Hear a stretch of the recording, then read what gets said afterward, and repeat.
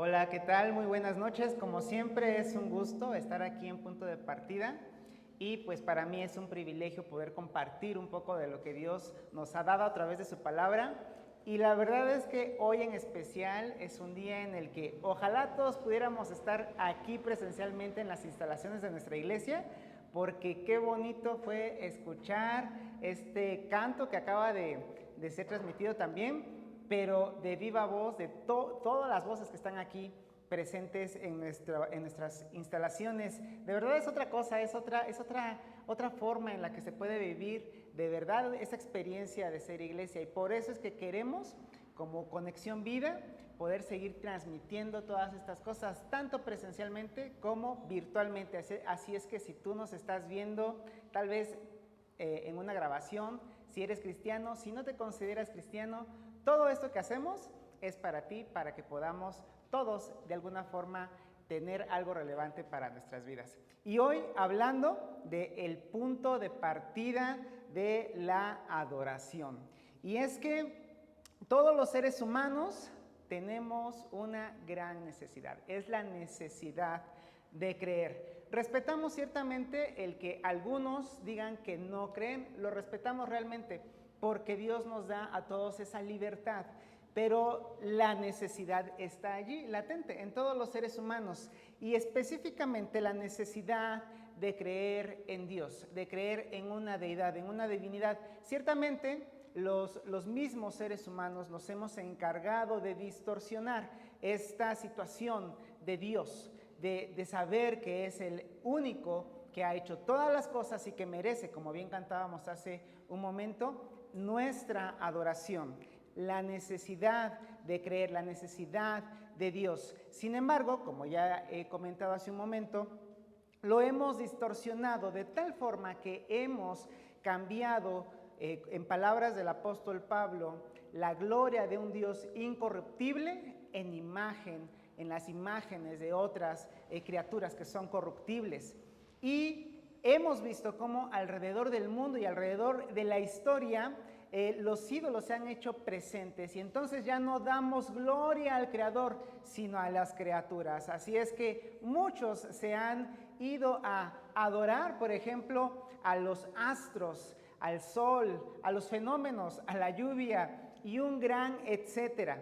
Sin embargo, también podríamos decir que hay ídolos que, aunque no los vemos, que aunque somos cristianos, inclusive podríamos tener ídolos que ocupan el lugar de Dios, porque Dios siempre debería tener el primer lugar, la primacía en nuestras vidas y en nuestros corazones. Cosas como el dinero, como el placer, como la fama, la cultura, el poder, la comodidad, inclusive a nosotros mismos, tenernos antes que al mismo Dios. Eso es lo que no debería de estar sucediendo.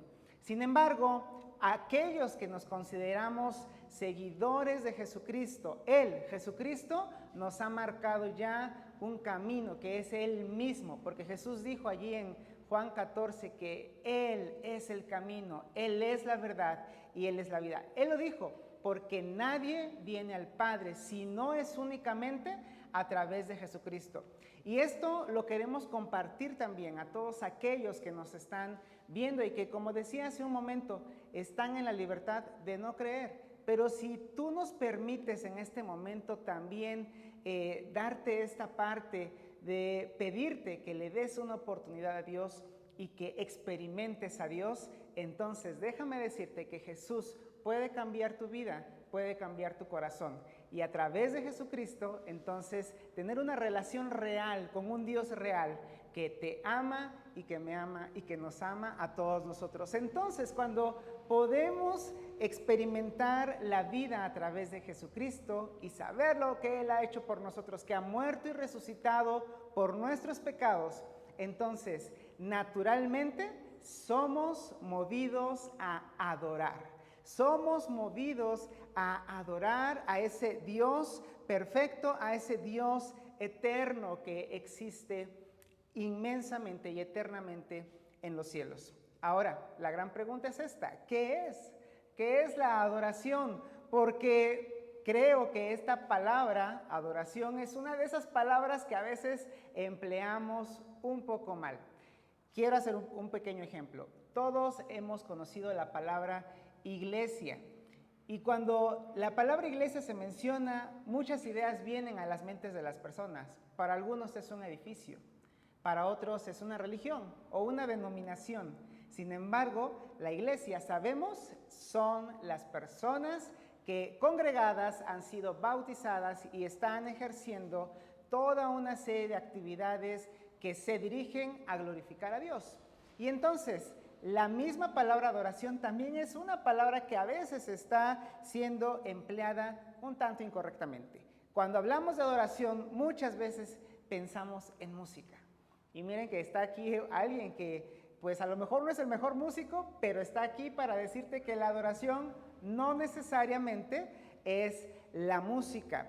Entonces, ¿cómo podemos saber esta parte de la adoración? ¿Cómo podemos nosotros conocer qué es la adoración? Pues vayamos a la fuente, vayamos precisamente a una de las conversaciones que Jesucristo tuvo y que nos pueden dar mucha luz acerca de qué es la adoración. Esa es la conversación de Jesús con una mujer de Samaria, con la mujer samaritana.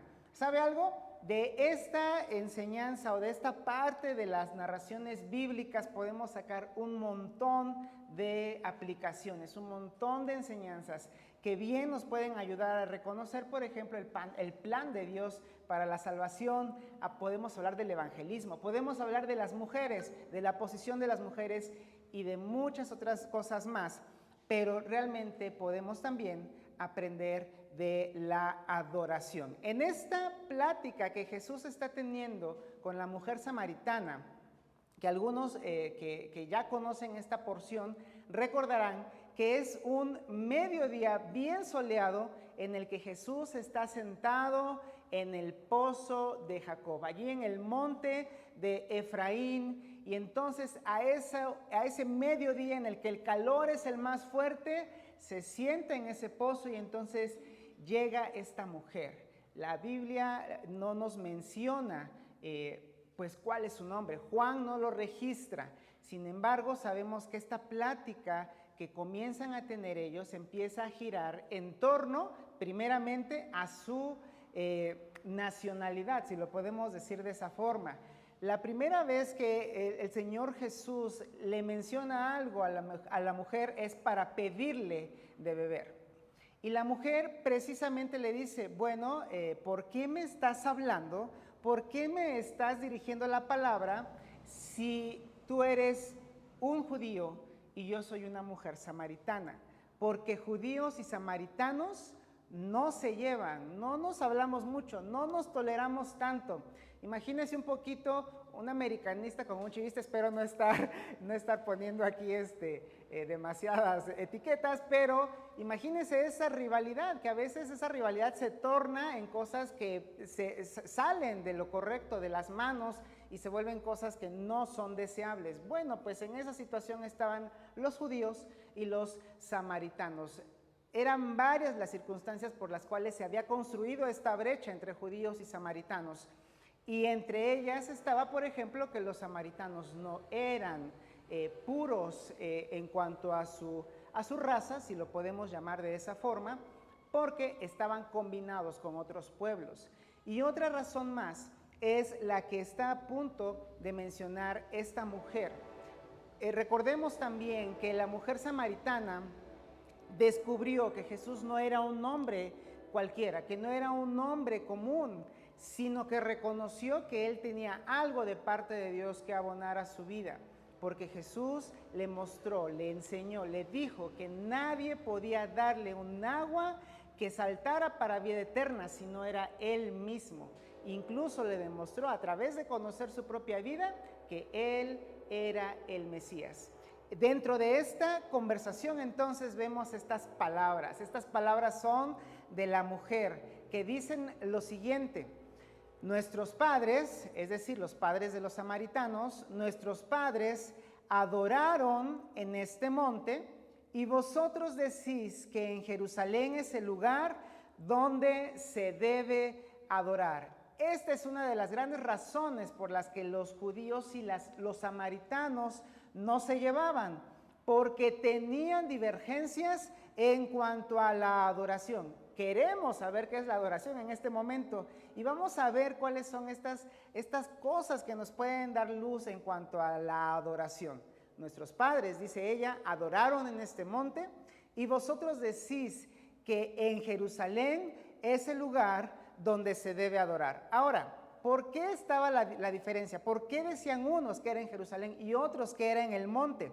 Bueno, sabemos que Samaria en algún momento se convirtió en la capital del reino dividido del norte, que en algún momento fue un reino unificado bajo los reinados de Saúl, del rey David, que es el más conocido, del rey Salomón, que también fue grande su gloria y su fama, pero después de ellos, Jeroboam fue el que dividió al reino y se llevó por allá 10 tribus, y entonces Jeroboam al norte, junto con mucho pueblo, decidieron que Samaria sería la capital.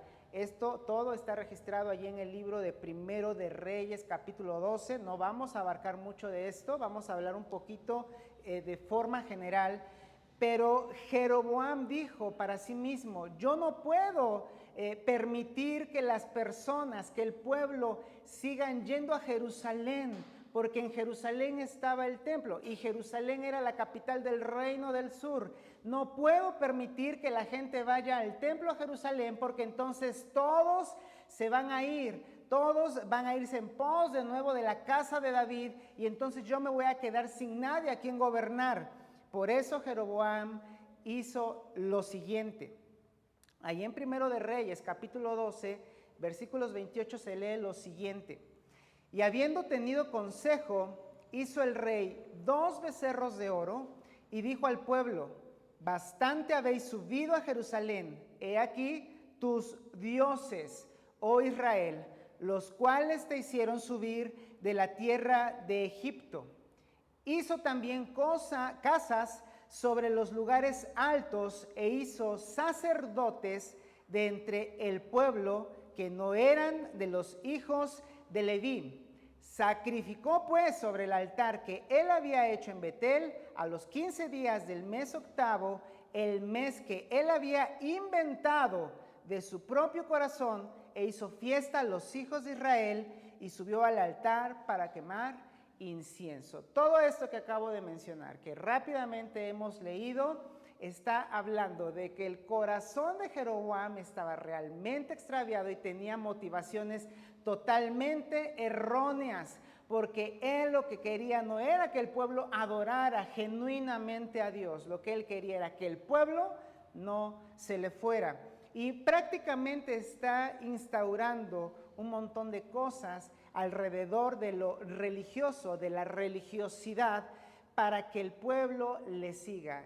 Está él, por ejemplo, poniendo un lugar para adorar que no era el correcto, está además poniendo a gente que no estaba allí para hacer eso, que tampoco es lo correcto, y además de esto está inventando fiestas, emulando a las verdaderas que había instaurado Dios. En otras palabras, Jeroboam inventó su propia forma de adorar. En otras palabras, él instauró su propia religión. Y esto nos debería de llamar la atención, porque en el mundo hay tantas religiones, hay tantas formas de ver el creer. Y en el mismo cristianismo podríamos hablar de que hay miles de denominaciones.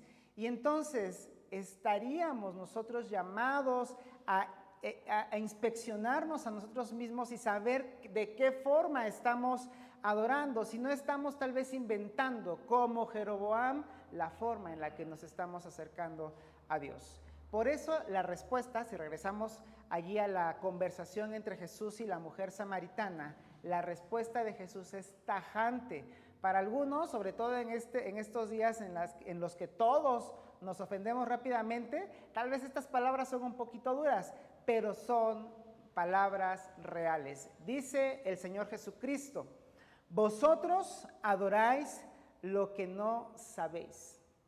Nosotros adoramos lo que sabemos, porque la salvación viene de los judíos.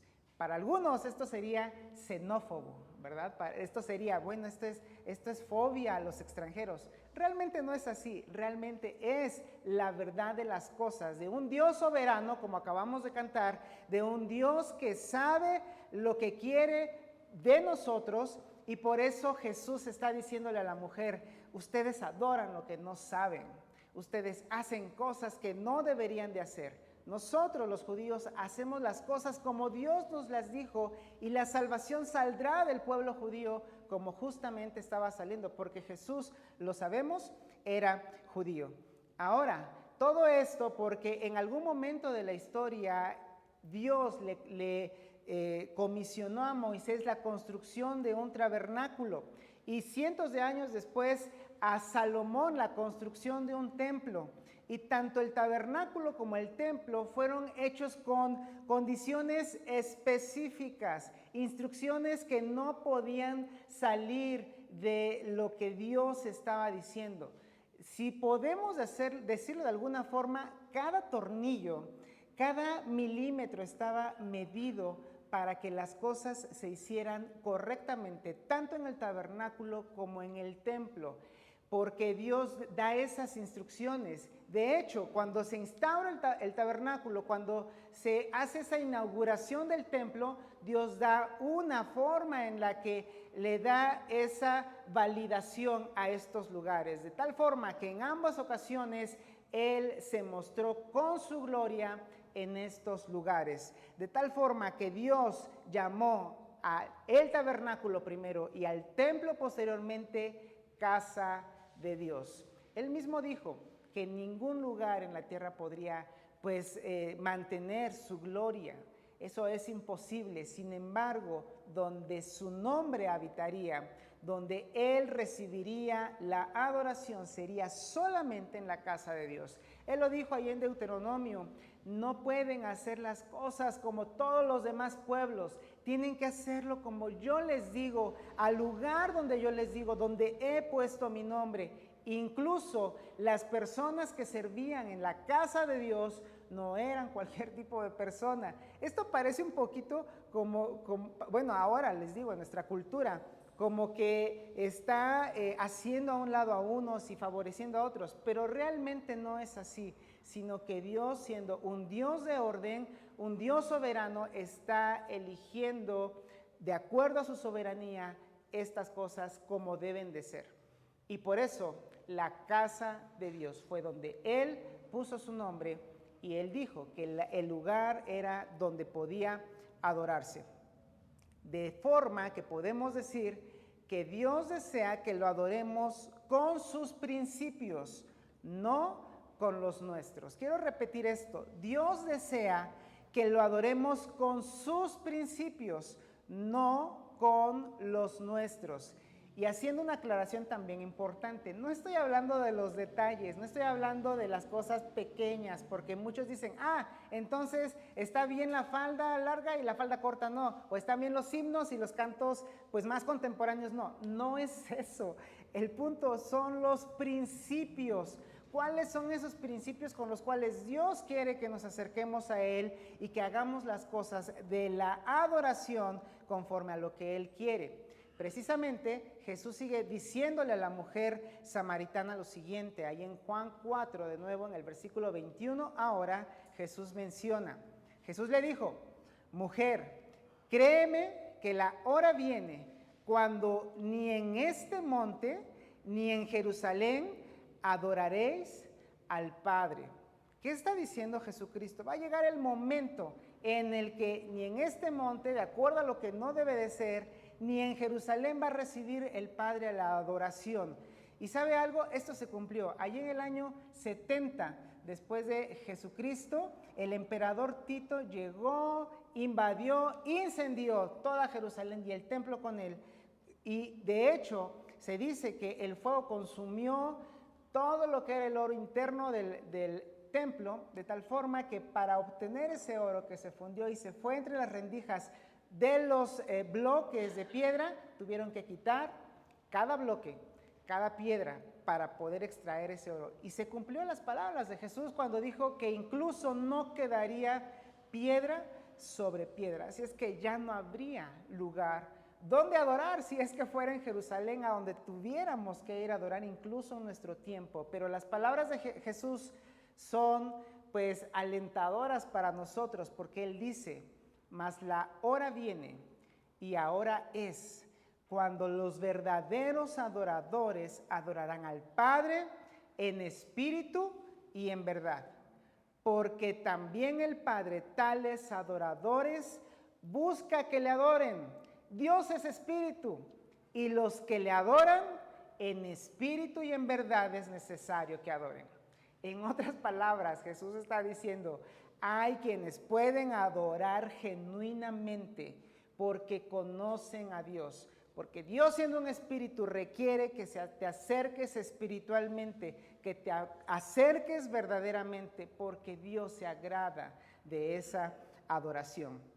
Y entonces, ¿dónde adoran los adoradores genuinos? ¿Dónde? Porque ya no está Jerusalén, que era el lugar en el que se debía adorar. Samaria ya ni siquiera figuraría, pero entonces Dios nos está diciendo que donde Él coloca su nombre, donde está su casa, es donde debemos ir a adorar. ¿Cuál es la casa de Dios entonces? La pregunta nos la resuelve el apóstol Pablo en una de sus cartas, en la carta a Timoteo, en la primera de ellas, en el capítulo 3, versículo 15, diciéndole Pablo este tipo de consejos a un pastor joven. Y le dice a Timoteo: para que si tardo, sepas cómo debes conducirte en la casa de Dios, que es la iglesia del Dios viviente, columna y baluarte de la verdad. Así es que hoy sabemos que la casa de Dios es la iglesia.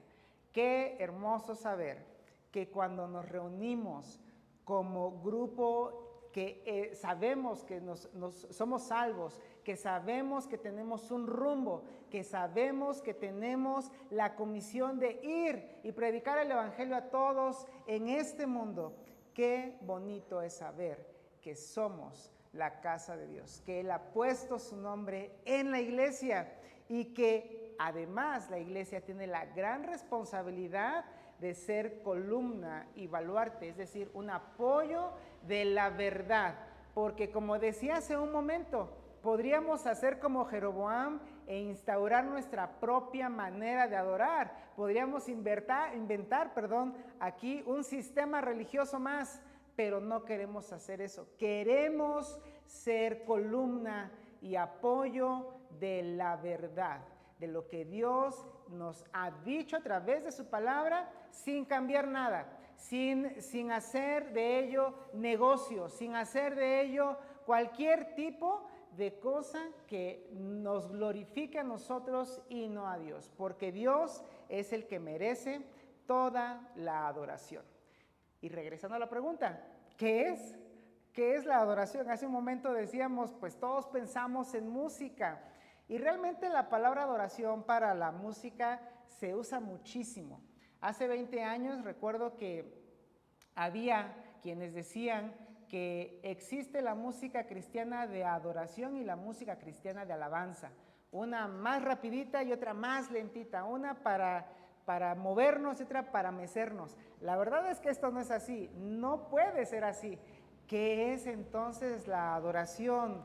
La adoración viene de, bueno, la palabra al menos viene del hebreo shahá, una de tantas palabras que se traducen adoración, y del griego, proskuneo, también una de varias palabras que se traducen adoración, y estas dos palabras significan postrarse o inclinarse. Recordemos, por ejemplo, a los magos allí cuando están yendo a adorar a Jesús, al niño Jesús, y dice que ellos, postrándose, le adoraron y ofrecieron presentes, oro, incienso y mirra. Bueno, la palabra allí empleada es proskuneo, porque ellos adoraron realmente a Jesús, que es Dios. Entonces, la adoración tiene que ver con postrarse, con inclinarse. Y no nada más con esto, porque si Jesús y la mujer samaritana hablaron de que la adoración se tenía que hacer en Jerusalén, y bueno, la samaritana decía que en Samaria, no nada más se haría esta acción de postrarse o de inclinarse. Estoy seguro que los judíos no hacían viajes larguísimos hasta Jerusalén solo para arrodillarse, porque había un todo alrededor de la adoración a Dios. Por ejemplo, por decir algo, había que hacer ofrendas, había que hacer holocaustos, había que dar diezmos y ofrendas y un gran etcétera. Entonces podemos nosotros definir así la adoración, ya para no darle tantas vueltas, ¿no? La adoración es un todo que se compone de cada cosa o área que rendimos y tributamos a Dios de manera verdadera y espiritual. Es un todo, es algo más complejo que solo inclinarse y muchísimo más complejo que la música cristiana. Quiere decir que podemos rendir, que podemos tributar a Dios muchísimas cosas de nuestra vida, pero tiene que ser, como dijo Jesús, en espíritu y en verdad. Entonces, cuando adoramos, podemos nosotros orar. Al orar está usted adorando. Cuando escuchamos también una predicación como la que nuestros pastores nos dan, entonces también estamos adorando. Cuando cantamos, porque sí, tiene que ver la música en esto de adorar, también estamos adorando. Cuando damos, porque de eso también se agrada el Señor, y gracias, de verdad aprovecho para todos aquellos que están sosteniendo a nuestra amada iglesia en este ministerio que estamos haciendo. Cuando damos de nuestros recursos, ese momento en el que con gratitud le entregamos a Dios lo que es suyo, estamos adorando. Cuando convivimos unos con otros, ¿sabes? Estamos adorando. Y cuando compartimos todas estas cosas con aquellos que no conocen a Dios, y precisamente todo esto lo hacemos para ellos, lo hacemos para ti, si es que nos estás observando y no eres un contexto de iglesia y no te consideras cristiano, bueno, pues también en ese momento estamos adorando, y un gran etcétera. La adoración entonces es eso, es un gran todo, un todo complejo. ¿Y cuál es nuestro objetivo como iglesia? Precisamente ese, que en nuestra iglesia seamos adoradores que adoran a Dios en espíritu y en verdad.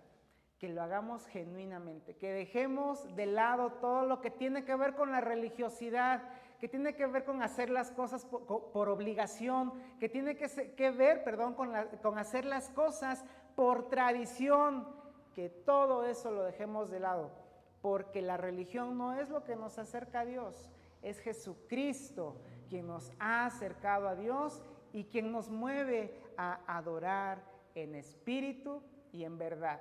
Que seamos una iglesia así, que seamos una iglesia que verdaderamente está a los pies de su Señor, rindiendo y tributando todo de nuestras vidas.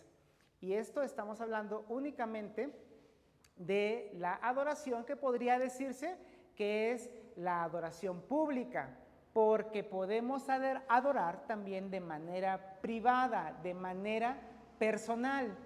Y quiero invitarte a que, si quieres saber todo esto que tiene que ver con esta forma personal también de adorar, nos sigas también en la siguiente serie, porque estaremos hablando justamente de eso.